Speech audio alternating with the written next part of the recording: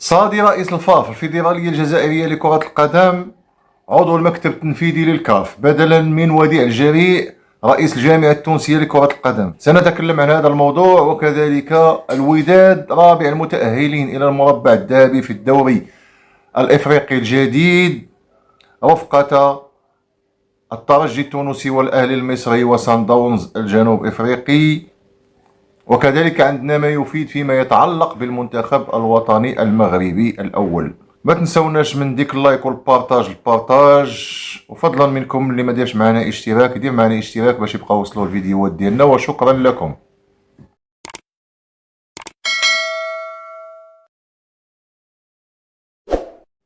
مرحبا بكم من جديد. بداية الوداد البيضاوي تأهل إلى دور نصف النهائي في الدوري الإفريقي الجديد، وسيلاقي في نصف النهائي الترجي الرياضي التونسي. المباراة تابعته النهارده فوز الوداد 3-0 على انيمبا ب3 اهداف مقابل لا شيء، يؤكد الحقيقه قوته حتى لو انه قدم موسما سيئا الموسم الماضي، لكنه ايوب العملود سجل الهدف الاول، وبعدين جمال حركاس سجل الهدف الثاني، وبعدين يحيى عطية الله سجل الهدف الثالث للفريق. اما كانت اهداف الترجي كان ياسين مرياح واسامه بجره ومحمد امين توجاي، ولم يجد الحقيقه الوداد اي صعوبه في الفوز على فريق انيمبا. الفوارق كبيره جدا بين الفريقين.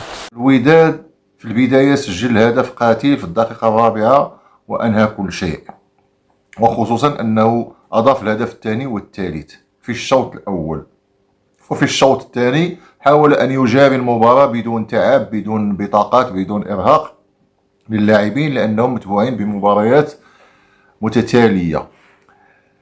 بالنسبه للمستوى الوداد غنتكلموا عليه بالنسبه للمباراتين. المباراه الاولى كان هناك تباعد في الخطوط، هذه هي النقطه الوحيده اللي كانت ضعيفه شي شويه فيها الوداد، هي تباعد الخطوط، وكيكون واحد الفراغ في وسط الميدان، وكانت لا ترانزيسيون ديال اللعابه ديال الوداد للوراء، رجوع الى الخلف من تيكونوا هاجمين، كان فيها شويه تاخر. في مباراه العوده كان هناك تحسن، كان تحسن في هذا الامر، رغم ان في البدايه كان واحد شويه الفراغ في وسط الميدان، لكن هناك تحسن. والجميل في نادي الوداد البيضاوي في المباراه الثانيه هو انه الوداد ولا تيلعب الكره مباراه وراء مباراه، بدا تيلعب الكره ولا عنده اسلوب خاص به، وهذا شيء جميل، وكنتمناو انه هو يستمر، وخصوصا اذا واصل في هذه المنافسه. نتمناو انه يستمر بهذه الطريقه، انه يلعب الكره ديالو ولكن يحاول يصغر الملعب على الخصم، وخصوصا ملي تيكون خصم قوي بحال الترجي ما تخليش ليه ديك المساحات كامله. المدرب، انا مع نوعيه هاد المدربين، ينجح او ما ينجحش. علاش انه مع نوعيه هاد المدربين على عكس المدربين اللي تيجيو اجانب وتيجي في الاول تيقول لك انا غادي نربح وغندير وغنصنع وغندير، كيفكر حقيقه كيفكر في الصالير، لانه هو عرف البالماريس ديالو، ما عنده ما يمكنش يزيد يتحسن فيه. لو كان غيزيد يتحسن غيبقى في بلاد ولا كان اوروبي.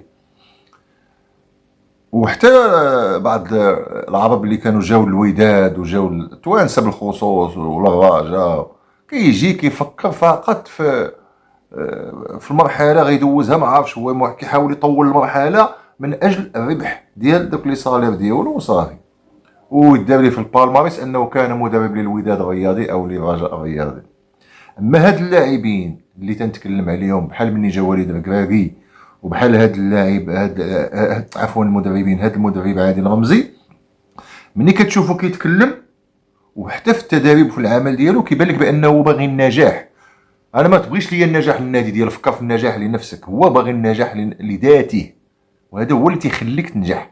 وحتى اللاعبين اللي كيفكر في النجاح لذاته ينجح معه الفريق، وحتى في المنتخب كيبغي لاعب كيكون يفكر في النجاح لشخصيه ينجح المنتخب وينجح النادي، وخصوصا المدربين. ينجح او ما ينجحش، المهم ان الفكره اللي قلت ان هاد اللاعبين تيكونوا ولاد البلاد وجاي باش ينجح ويصعد، كيف ما دار وليد الركراكي ويصعد تسلق الدرجات، وخصوصا لما تيكون عنده فكر، تتكون عنده فكر كروي وتكتيكي، وتيحاول يحط الفكر ديالو. ما كيأثروش عليه الضغوط، يضغط عليه هذا يقول لي لا ما دخلتيش هذا وما درتي، ما كيفكرش في هذاك الشيء.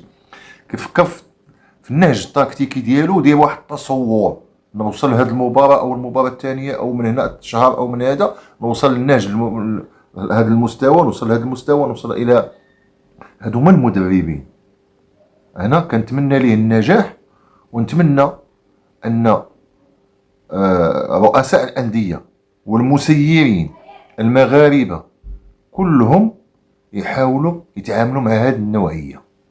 راه دائما كنا كيجيو عندنا بحال هذه النوعية، وكان كيدوزوا واحد الفترة وكان نهمشوهم فقط لأنه مغربي أو لأنه مازال صغير، ولا راه دازوا عندنا مدربين كانوا صاعدين بحال الدميعي، بحال الآن هذاك اللي كان تيلعب اريير كوش في الرجاء الرياضي، سميتو مشات ليا. عدد من اللاعبين نساعدوهم ونكونوهم ونوجدوهم. المهم المباراة ديال نصف النهائي غتكون قوية، لأن الترجي التونسي واخا يكون كما التوانسة بالخصوص، واخا يكون ما عندوش فقر، يجي ضد المغرب تيولي فيها كل لعب تيوليو فيه جوج. شفنا محللين عرب وخصوصا توانسة ينتقصون من مستوى الوداد. قال لك سيدي ان الفريق كان ضعيف، خصوصا بدر راه كان مع رشيد الداودي في الاستوديو، واشياء اخرى ما عندنا ما نديرو بها. المهم تنهضروا على المستوى اللي قال لك هو مستوى ضعيف. فعلا راه كاين فوارق. راه الوداد وانيمبا الحاليه، راه انيمبا عندها تاريخ ضعيفه انيمبا، ولكن الفريق الا كان ضعيف خصك تسالي معاه في لاميطه الاولى، هنا كتسمى فريق. واش حنا نمشيو نقولوا ليه انت ضعيف ما تجيش تلعب معنا؟ راه الاتحاد الافريقي هو اللي حطو. ومازيمبي كان ضعيف هذا الترجي. راه بعض المرات يكون فريق ضعيف وما تبقى انت تتاخر، ما كتسجلوش ديك الاهداف، وكتبقى كتضيع في الفرص، وكتبقى تصدق هذيك المباراه اصعب مما يكون، اصعب من المباريات سميتو. حنا غنشوفوا الوداد مع الترجي، نشوفوا ان شاء الله الوداد والترجي بالتوفيق للوداد الرياضي. وهناك مباراة بين سان داونز والأهلي المصري، نتمناو التوفيق للجميع. ندوزو لموضوع المنتخب الوطني. فيما يخص المنتخب الوطني، ربما هناك عودة بعض اللاعبين. بالنسبة للمصابين كسفيان بوفال، سفيان مرابط، حكيم زياش، غادي يكونوا ان شاء الله في التجمع القادم. وكذلك ترقب عودة بعض اللاعبين في بعض الاماكن الحساسة اللي كاين فيها مشاكل، بحال منديل وماسينا في الظهير الايسر. وكذلك ربما يكون معنا ابراهيم دياز، لانه الفيفا عطاتو الموافقة باش يلعب مع المنتخب المغربي، يعني وافقت ليه على الجنسية المغربية الرياضية ديالو. ونتمناو التوفيق لهذا المنتخب، ونتمناو خصوصا أناحي يرجع للمستوى ديالو. وندوزو للموضوع ديال الجزائريين اللي كيقولوا بأن صادي صافي لقى المكان ديالو فين؟ في المكتب التنفيذي للكاف. وديع الجريء رئيس الجامعة التونسية لكرة القدم عنده مشاكل عدلية قضائية، الآن راه معتقل ويعني كيتحاكم. يعني ليس لنا الحق في إصدار أحكام، والمتهم بريء حتى تثبت إدانته. جاو هما والسيد مسكين عاد متهم، حنا ما يعني لا دخل لنا في هذا الأمر. جيتو وسائل الإعلام كلها صافي لقاو المكان ديال صادي رئيس الفاف في المكتب التنفيذي للكاف، وانه صافي غادي يجري على فوزي القجع. خصو غير يدخل هو قال لك للكاف وغادي يجري على فوزي القجع. ونساو بان الا كان الجريء عنده محاكمه ومشاكل فساد في تونس فهي داخليه، اما مشاكل الفساد اللي عندهم هما موقفاهم الفيفا. الفيفا اللي موقفاكم، والفيفا اللي قالت لكم حبسوا، ماشي فلسطين. نتوما قلتوا بانكم مساندين لفلسطين، ودروك خرجوا وحدين اخرين تيقولوا بان الفيفا عاقبتنا فعلا ولكن لاننا نساند فلسطين. هادو راه جزائريين، يعني راه النخبه ديال الجزائر، راه النخبه ديال بلادكم كيقولوا هاد الهضره. قال لك اسيدي الفيفا عاقبتنا لاننا مع فلسطين ظالمه او مظلومه. فهمتوا؟